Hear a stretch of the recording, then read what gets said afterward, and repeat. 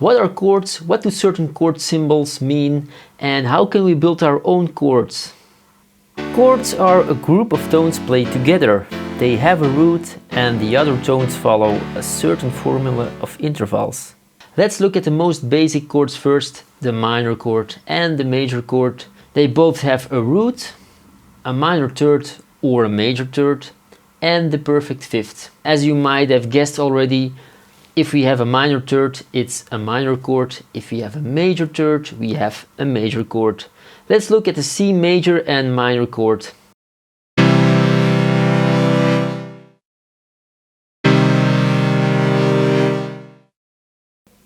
Another example is the D major and D minor chord.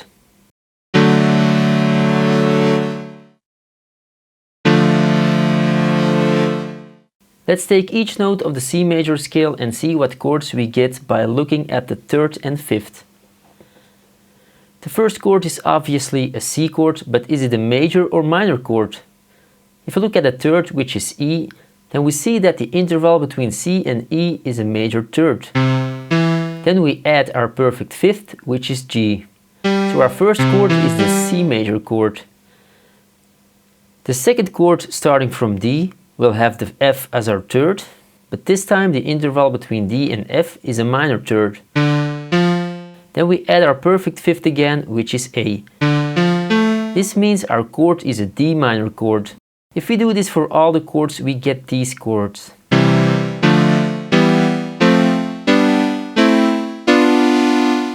If we look at our B chord, the interval between B and D is a minor third, which looks like a minor chord. But if you look at our fifth, it's no longer perfect, but diminished. Because the interval between B and F is a diminished fifth. This means that our chord is not a normal minor chord, but some sort of a diminished chord. In this case, it's called a B minor flat 5 chord or a half diminished chord. Conclusion: from a major scale we can build 3 major chords, 3 minor chords and 1 half diminished chord. And that half diminished chord can also be considered a minor chord. Before we move on to chord symbols, let's look at 7th chords first. If we look back at our C major scale and add the 7th for every chord, we'll see what all the 7th chords look like. So let's start with C again.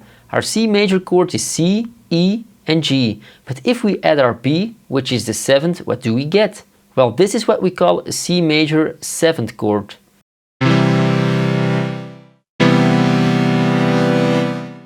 The reason for this is because between our root tone C and B is an interval of a major 7th.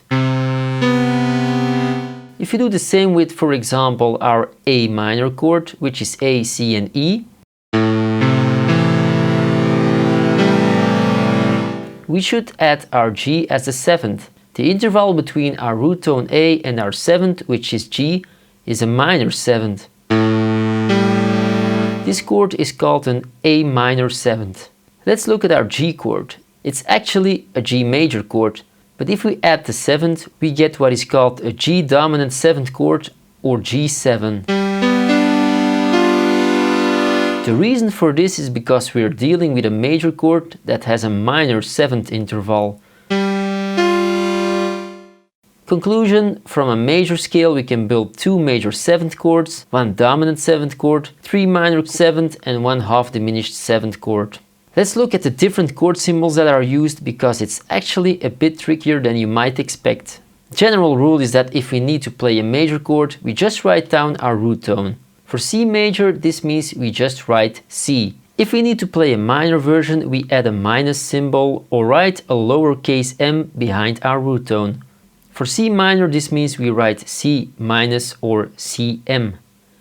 This rule is not the same when we add a 7th. If we write a 7 behind the chord, it's always the minor 7th. That's why we write G7. G means it's a major G chord, and the 7 means we add a minor 7th to the chord. A few examples. C major 7 is a C major chord with a major 7th. D minus 7 is a D minor chord with a minor 7th.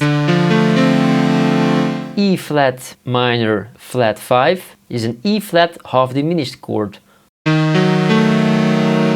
F7 is an F major with a minor 7th, also called an F dominant 7th chord.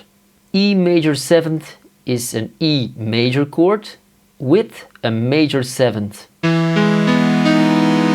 An E minor major 7th is an E minor chord with a major 7th. This one is quite exotic and it comes from the melodic minor scale. So if you're interested in that, just look up the melodic minor scale. If we want to build our own chords, we can do this by doubling, for example, the root or the fifth, and we can also rearrange all the intervals. Let's look at some examples.